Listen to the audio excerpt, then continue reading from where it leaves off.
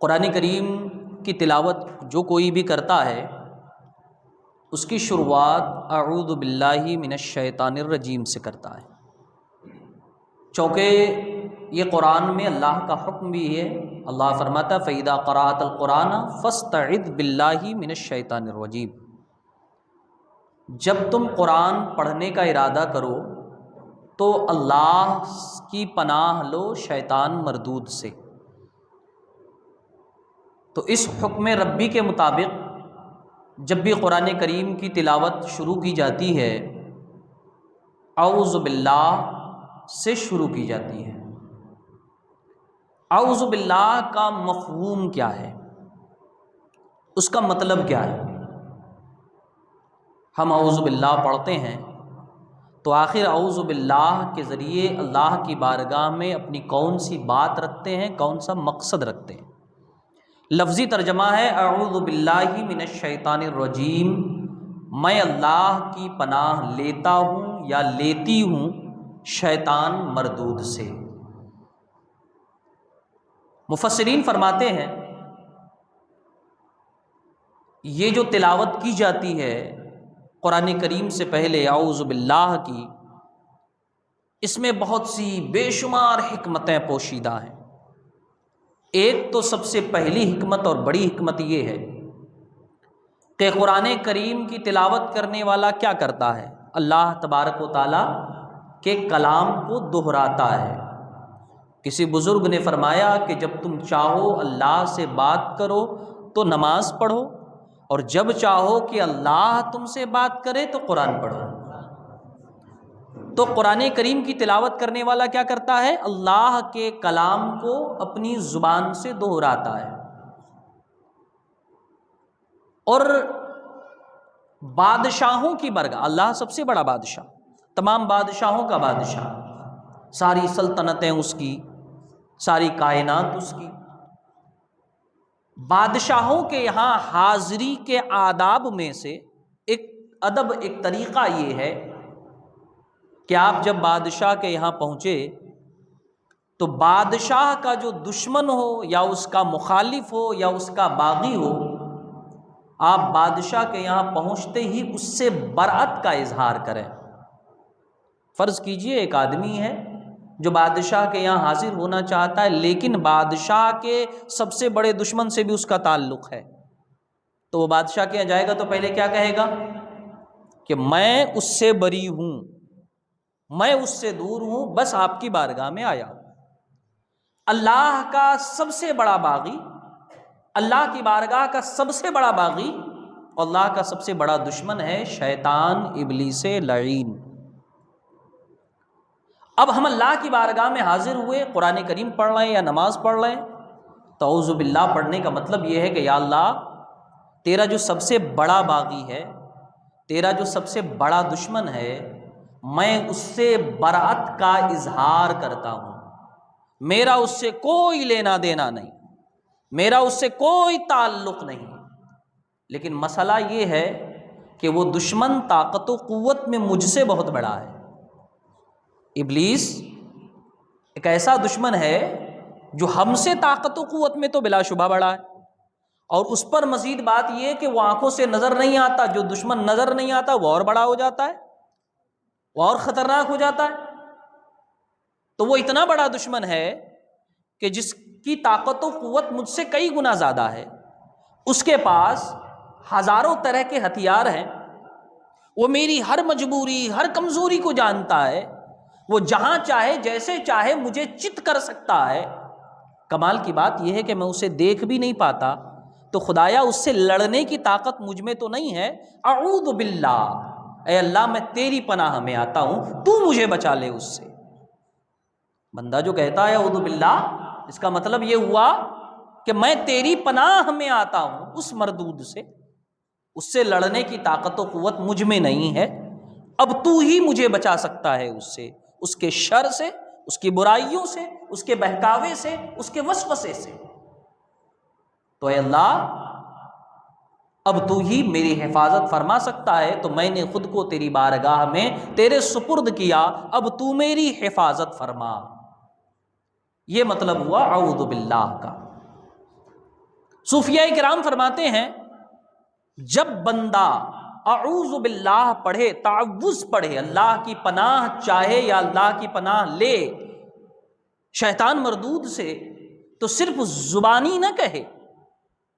ایک ہوتا ہے نا کہ ہم اعوذ باللہ پڑھے، اس کا مطلب یہ ہے کہ اللہ میں تیری پناہ لیتا ہوں، اور کام شیطان والے ہی کر رہے ہیں، ذہن میں شیطان گردش کر رہا ہو، شیطانی وسوسے گردش کر رہے ہوں، شیطانی پلاننگ ہمارے ذہن میں گھوم رہے ہوں، اور پھر ہم کہیں کہ اللہ میں تیری پناہ لیتا ہوں شیطان مردود سے، تو کیا مطلب ہوا اس کا؟ اس کا کوئی مطلب نہیں ہے۔ تو بندہ جب اعوذ باللہ پڑھے تو ضروری یہ ہے کہ اپنے ذہن و دماغ کو بھی پاک رکھے، ذہنی لحاظ سے، قلبی لحاظ سے اپنے آپ کو شیطان سے دور سمجھے، اور اس کے بعد پڑھے اے اللہ میں تیری پناہ میں آتا ہوں اس شیطان مردود سے۔ شیطان ہے کون؟ نام تو ہم لوگوں نے بڑا سنا ہے، شیطان شیطان شیطان، ہوتا کون ہے یہ؟ ایک تو وہ شیطان کا بڑا مشہور قصہ ہے، آپ نے سنا کہ آسمان پہ رہتا تھا، عزازیل نام تھا، عبادت گزار تھا، زمین پر اتار دیا گیا۔ یہ شیطانوں کا سردار ہے، لیکن اس کے علاوہ کروڑہا شیاطین موجود ہیں۔ امام غزالی رحمۃ اللہ تعالی علیہ فرماتے ہیں کہ انسان ہی کی طرح شیطان کے بھی بچے ہوتے ہیں، انسان ہی کی طرح ان کے بھی بچے ہوتے ہیں، لیکن فرق یہ ہے کہ شیطان کے بچے کو موت نہیں آتی جب تک کہ قیامت نہیں آئے گی۔ جن کے بھی بچے ہوتے ہیں لیکن ان کے بچے مرتے ہیں، شیطان کے بچے نہیں مرتے، ابلیس کے بچے نہیں مرتے۔ چونکہ قرآن کریم میں اللہ تبارک و تعالیٰ نے بارہا میں آگاہ کیا ہے کہ تم شیطان لعین سے بچو، ان الشیطان للانسان عدو مبین، بے شک شیطان انسان کا کھلا دشمن ہے۔ اب اتنا بڑا دشمن ہے کہ اللہ ہمیں آگاہ کر رہا ہے لا تتبعوا خطوات الشیطان، شیطان کے نقش قدم پر نہ چلو، شیطان کے طریقے پہ نہ چلو۔ تو بار بار جب اللہ رب العزت ہمیں آگاہ کر رہا ہے، اس کا صاف مطلب یہ ہے کہ وہ دشمن بہت بڑا ہے۔ تو ہم اللہ کی بارگاہ میں عرض کرتے ہیں خدایا ہم تیری پناہ میں آنا چاہتے ہیں، ہم میں وہ طاقت نہیں ہے کہ ہم اس سے لڑ سکیں، اس کے حیلوں سے، اس کے وسوسوں سے لڑ پانا ہمارے بس کا کام نہیں۔ وہ ایسے ایسے حیلے بہانے بناتا ہے اور آدمی کو مبتلا کر دیتا ہے کہ آدمی سمجھ بھی نہیں سکتا۔ ایک بزرگ فرماتے ہیں کہ بنی اسرائیل میں کوئی ولی ہوا کرتے تھے، برگزیدہ اللہ کے بندے تھے، کنارہ کش تھے دنیا سے، کسی جنگل میں رہتے تھے۔ ایک دن انہوں نے اللہ کی بارگاہ میں عرض کی خدایا میں شیطان کو دیکھنا چاہتا ہوں، یہ ہے کیسا؟ یہ جو لوگوں کو بہکاتا ہے، بھٹکاتا ہے، راہ راست سے الگ کرتا ہے، تیری نافرمانی پر اکساتا ہے، میں اس مردود سے ملنا چاہتا ہوں۔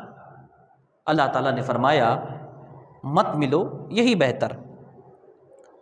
بہرحال وقتاً فوقتاً وہ عابد جو تھا اصرار کرتا رہا۔ ایک دن اس کی دعا قبول ہوئی، کسی نے دروازے پہ دستک دی، دروازہ کھٹکھٹایا، اندر سے پوچھا کون؟ عابد نے پوچھا کہا میں ابلیس، تم مجھ سے ملنا چاہتے تھے۔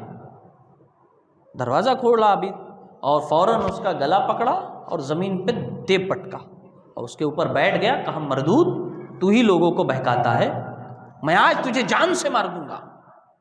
دو چار لات گھسے اس نے لگائے شیطان کو۔ شیطان نے کہا دیکھیے صوفی صاحب، اگر آپ کی عمر اور 30 سال نہ ہوتی تو میں آپ کو مار دیتا۔ یہ کہہ کے شیطان دامن چھڑایا، بھاگ گیا۔ اب صوفی صاحب سوچنے لگے یعنی 30 سال میں اور جیوں گا۔ شیطان ایک تیر چلایا، چلا گیا۔ اس نے بس اتنا کہا کہ آپ کی عمر اگر اور 30 سال نہ ہوتی تو میں آپ کو مار ڈالتا۔ شیطان کے جانے کے بعد صوفی صاحب سمجھنے لگے کہ میں اور 30 سال جیوں گا، اور 30 سال جیوں گا، ابلیس نے کہا ہے وہ تو جانتا ہے تبھی تو کہا اس نے۔ تو جب 30 سال جیوں گا، 2-4 سال اگر گناہ ہی کر لوں، پھر توبہ کر لوں گا تو اللہ معاف کر دے گا۔ یہ کہہ کہ وہ اپنے عبادت خانے سے نکلا اور جا کر دنیا میں مصروف ہو گیا۔ اب تک صرف اللہ کی عبادت کر رہا تھا، اب اسے یقین ہو گیا کہ میں 30 سال اور زندہ رہنے والا ہوں۔ جانتا تھا کہ توبہ کروں گا گناہ معاف ہو جائیں گے۔ وہ نکلا، جا کر گناہوں میں مبتلا ہوا، فوراً اس کی روح قبض ہوئی اور مر گیا۔ تو شیطان نے کتنا باریک ہیلا بنایا دیکھیے، بس اتنا کہا کہ اگر آپ 30 سال اور نہ آپ کی عمر نہ ہوتی تو میں آپ کو مار ڈالتا۔ وہ سمجھ گیا کہ 30 سال مجھے اور جینا ہے، جبکہ یہ شیطان کا ہیلا تھا۔ تو وہ اتنی باریکی سے آدمی کو اپنے جال میں پھنسا لیتا ہے کہ آدمی سمجھنے سے قاصر رہتا۔ اسی لیے اس شیطان سے الجھ کر فائدہ نہیں ہے، اس شیطان سے لڑ کر فائدہ نہیں ہے۔ بہتر یہ ہے کہ یا الہ العالمین تو میرا سب سے بڑا حامی و مددگار ہے اور وہ سب سے بڑا دشمن ہے، بس میں نے اپنے آپ کو تیرے سپرد کیا، تو میری حفاظت فرما۔ اور جب بندہ اپنے آپ کو اللہ کے حفظ و امان میں دیتا ہے، اللہ کی پناہ میں دیتا ہے، تو پھر اللہ رب العزت اس کی حفاظت فرماتا ہے۔ تو یہ ہوتا ہے اعوذ باللہ من الشیطان الرجیم پڑھنے کا۔ اعوذ باللہ، میں اللہ کی پناہ لیتا ہوں، من الشیطان الرجیم، اس شیطان سے جو اللہ کی بارگاہ کا دھتکارا ہوا ہے، مردود ہے، بھگایا ہوا ہے۔ اور مردود کا مطلب سمجھتے ہی ہیں، جسے اللہ تبارک و تعالیٰ نے راندے بارگاہ کیا تھا، اپنی بارگاہ سے نکال نیچے پھینکا تھا اور فرمایا تھا کہ اب تیرا انجام جہنم ہے۔ اچھا، شیطان ہمیں وسوسے ڈالتا ہے، عام حالات میں ہی نہیں ڈالتا، نماز میں بھی ڈالتا ہے۔ کسی صحابی نے آقا کائنات صلی اللہ تعالی وسلم سے پوچھا، یا رسول اللہ، شیطان نمازوں میں وسوسے کیوں ڈالتا ہے؟ مسلمانوں کو ہی وسوسے کیوں ڈالتا ہے؟ حضور نے فرمایا، چور اسی گھر میں چوری کرتا ہے جہاں کوئی سامان ہو۔ بے نمازی تو خود مبتلا ہے دنیا میں، وہاں جا کے کرے گا کیا شیطان؟ شیطان کا کام تو بے نمازی خود کر رہا ہے۔ کفار و مشرکین تو بغیر کہے مبتلا ہیں، تو شیطان انہیں بہکا کر کیا کرے گا؟ انہی کو بہکائے گا جن کے پاس نیکیاں ہیں یا جو نیکیاں کرتے ہیں۔ حضرت عبداللہ ابن عباس رضی اللہ تعالیٰ عنہ فرماتے ہیں کہ ہماری عبادت اور یہود و نصارہ کی عبادت میں فرق یہ ہے کہ ہماری عبادتوں میں وسوسے ہوتے ہیں۔ شیطان ہمیں عبادت میں ورغلاتا ہے، باہر نکالنے کی کوشش کرتا ہے۔ تو اگر نماز میں وسوسے آئیں تو اس کا یہ مطلب نہیں ہے کہ نعوذ باللہ ہم نماز ہی چھوڑ دیں، ارے نماز میں وسوسے آ رہے ہیں، طرح طرح کے خیالات آ رہے ہیں، نماز میں وسوسے آ رہے ہیں، اس کا مطلب یہ ہے کہ آپ کی نماز شیطان کو چبھ رہی ہے، جبھی وہ آپ کو نماز سے نکالنا چاہتا ہے۔ آپ کا نماز پڑھنا شیطان کو تکلیف دے رہا ہے، آپ کا نماز میں کھڑا ہونا شیطان کے لیے پریشانی کا سبب بن رہا ہے، اسی لیے وہ ہمیں ورغلاتا ہے۔ ایک صحابی حضور کی بارگاہ میں پہنچے، مشکات شریف کی حدیث ہے، عرض کیا، یا رسول اللہ، جب نماز میں کھڑا ہوتا ہوں تو وسوسے آتے ہیں، طرح طرح کے خیالات آتے ہیں، دل و دماغ نماز میں حاضر نہیں ہوتے، میں کیا کروں؟ آقا کائنات صلی اللہ تعالیٰ علیہ وسلم نے فرمایا، جب تم نماز کے لیے کھڑے ہو جاؤ، نیت باندھنے سے پہلے 3 بار اعوذ باللہ من الشیطان الرجیم پڑھو اور بائیں طرف 3 بار تھو تھو تھو کرو، پھر اس کے بعد نیت باندھو، تم اللہ کے حفظ و امان میں رہو گے اور شیطان کے وسوسے سے بچ جاؤ گے۔ شیطان کے وسوسوں سے بچنے کا بہترین وظیفہ، اچھا اب یہاں ٹھہر کر کہہ دوں کہ تھو تھو تھو کرنے کا یہ مطلب نہیں مسجد میں آپ تھوک دیں، پھر صرف تھو تھو کریں، تھوک نہ نکلے، ورنہ معلوم ہوا سارے نمازی بائیں طرف تھو تھو کر کے پوری مسجد بھر دی ہے۔ تو شیطان سے بچنے کا اور شیطانی وسوسوں سے بچنے کا بڑا مجرب وظیفہ ہے، اور مجرب کیوں نہ ہو جبکہ اللہ تبارک و تعالیٰ نے خود قرآن میں فرمایا، فاستعذ باللہ، تم اللہ کی پناہ مانگو شیطان مردود سے، اللہ تبارک و تعالیٰ تمہیں اپنے حفظ و امان میں رکھے گا۔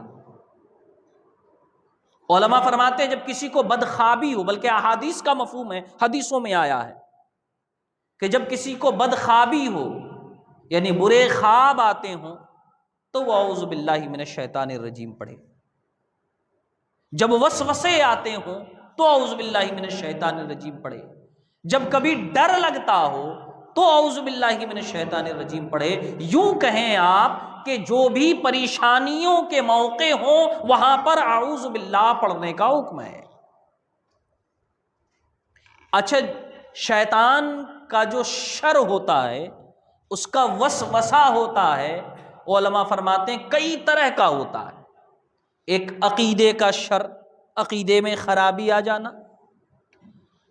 عمل کا شر، عمل کا بگڑ جانا، جسم میں شر یعنی جسم کا بلاؤں میں، مصیبتوں میں، بیماریوں میں مبتلا ہو جانا۔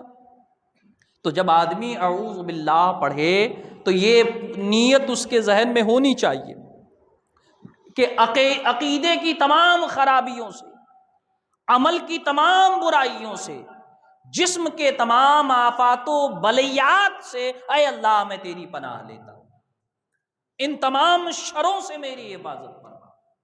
اور نہ صرف وہ ابلیس یا ابلیس کی اولاد بلکہ شیاطین الانس والجن، جن کا ذکر قرآن میں آیا۔ انسانوں میں بھی شیطان ہوتے ہیں، جنوں میں بھی شیطان ہوتے ہیں، اور قرآن میں فرمایا گیا انہیں شیطان شریر، فسادی، فتنہ پرور لوگ، ان کا شمار شیطانوں میں ہی تو آتا ہے۔ کفار و مشرکین، ان کا شمار شیطانوں میں ہی تو آتا ہے۔ گمراہوں، ان کا شمار شیطانوں میں ہی تو آتا ہے۔ لوگوں کو نیکیوں سے بھٹکانے والا آدمی، کوئی نماز پڑھ رہا ہے اور کہا رہے بڑے نمازی ہو گئے، کہتے نا کسی بھی نمازی کو بھٹکانے کے لیے بڑے نمازی آ گئے، کل تک تو بڑے برے بنے پھر رہے تھے تم۔ جب اللہ تبارک و تعالی ہمیں یہ آفر دیتا ہے کہ تم زندگی بھر گناہ کرنے کے بعد آخری وقت میں بھی توبہ کرو گے تو میں توبہ قبول کروں گا، تو پھر ہمیں اور آپ کو یہ حق کہاں سے بنتا ہے کہ کسی نمازی کو دیکھ کر کہیں، نئے نمازی کو دیکھ کر کہیں ارے پوری زندگی برائی کرتے رہے آج چلے ولی بننے۔ تو یہ سب اس طرح کے جو لوگ ہیں یہ شیاطین الانس ہیں، انسانوں میں شیطان، اور شیاطین الجن، جنوں میں شیطان۔ جن الگ ہے اور ابلیس کی جو اولاد شیطان ہے یہ الگ ہے۔ جنوں میں مسلمان بھی ہوتے ہیں، شیطانوں میں کوئی مسلمان نہیں ہوتا۔ جنوں میں مسلمان ہوتے ہیں، نیک ہوتے ہیں، نمازی ہوتے ہیں، حاجی ہوتے ہیں، اولیاء بھی ہوتے ہیں، کفار بھی ہوتے ہیں، بدکار بھی ہوتے ہیں۔ علماء فرماتے ہیں بدعقیدہ بھی بار شریعت میں ہے۔ جس طرح انسانوں میں سنی ہوتے ہیں، بدعقیدہ ہوتے ہیں، اس طریقے سے جنوں میں بھی سنی ہوتے ہیں، بدعقیدہ ہوتے ہیں۔ انسانوں میں جس طریقے سے نیک اور برے ہوتے ہیں اسی طریقے سے جنوں میں بھی ہوتے ہیں۔ تو جو شیاطین الجن ہیں یعنی جنوں میں جو شیطان موجود ہیں، اللہ کی پناہ ان سے بھی مانگے۔ شیاطین الجن کیا کرتے ہیں؟ بھٹکانے کا کام تو کم کرتے ہیں، پریشان کرنے کا کام زیادہ کرتے ہیں۔ آج کل دیکھتے ہی ہیں فلاں پہ جن سوار ہو گیا، فلاں پہ جن آسیب ہے، فلاں کو یہ پریشانی ہے، فلاں کو وہ پریشانی ہے۔ تو جب بندہ اعوذ باللہ من الشیطان الرجیم پڑھے تو نیت ہو اے اللہ میں تیری پناہ چاہتا ہوں ابلیس، اس کی تمام ذریتوں سے، انسانی شیطانوں سے، جناتی شیطانوں سے، تمام بلاؤں سے، تمام پریشانیوں سے، تمام مصیبتوں سے۔ علماء فرماتے ہیں جب بندہ نیت اس طرح بڑی رکھے گا تو اسے فائدے بھی بڑے نصیب ہوں گے۔ ظاہر ہے جتنا آپ طلب کیجئے گا اتنا ملے گا۔ اللہ کی بارگاہ میں کمی کس بات کی ہے؟ اعلیٰ حضرت علیہ رحمہ فرماتے ہیں ایک نیکی میں آپ 10 20 40 50 نیتیں کر سکتے ہیں۔ آپ ایک نیکی کریں، فرض کیجئے آج آپ یہاں مجلس میں بیٹھے، آپ گھر سے آئے اس ارادے سے کہ اول تو مسجد میں بیٹھیں گے، بیٹھنے کا ثواب، اعتکاف کی نیت کر لیے اعتکاف کا ثواب، درس قرآن سن رہے ہیں اس کا ثواب، سن کر دوسروں کو پہنچائیں گے اس کا ثواب، خود اس پر عمل کرنے کی کوشش کریں گے اس کا ثواب۔ اس طریقے سے آپ 20 نیت کر سکتے ہیں اور ہر نیت کا الگ ثواب آپ کو ملے گا۔ اسی طریقے سے جب آپ اعوذ باللہ من الشیطان الرجیم پڑھیں تو اس ساری نیتیں شامل ہو، انسانی شیطان، جناتی شیطان، اور جو اصل شیطان ہے وہ اس کی ذریت، اور جسمانی شر، عقیدے کا شر، عمل کا شر، اور جتنی بھی برائیاں ہو سکتی ہیں اے اللہ ان سب سے تیری پناہ میں آتا ہوں۔ یہ مطلب ہوگا اعوذ باللہ من الشیطان الرجیم پڑھنے کا۔ میں سمجھتا ہوں آج کے بعد اب اگر آپ جب اعوذ باللہ پڑھیے گا کچھ باتیں تو آپ کے ذہن میں آئیں گی۔ کہ کیا ارادہ ہونا چاہیے اور اعوذ باللہ پڑھنے کا مطلب کیا ہے. اور یہ ضروری ہے کہ جب آپ اعوذ باللہ من الشیطان الرجیم پڑھیں تو اس وقت آپ کا ذہن وسوسوں سے خالی ہو، ورنہ بات وہی ہو گئی کہ بادشاہ کی بارگاہ میں شکایت بھی کر رہے ہیں دشمن کی، اور ادھر سے دشمن سے ہاتھ بھی ملا رہے ہیں. اللہ کی بارگاہ میں عرض کرتے خدایا میں تیری پناہ میں آنا چاہتا ہوں، اور ذہن میں شیطانی وسوسے گھما رہے ہیں، غلط غلط خیالات ہیں. یہ چیزیں نہیں ہونی چاہیے. خالی ذہن ہو کر خلوص کے ساتھ اللہ کی بارگاہ میں بندہ یہ وظیفہ پڑھے، چاہے کہیں یہ دعا پڑھے، چاہے کہیں آیت کا یہ ٹکڑا پڑھے. اسے جس ارادے سے بھی پڑھے گا اللہ تبارک و تعالی اس کی وہ مرادیں پوری فرمائے.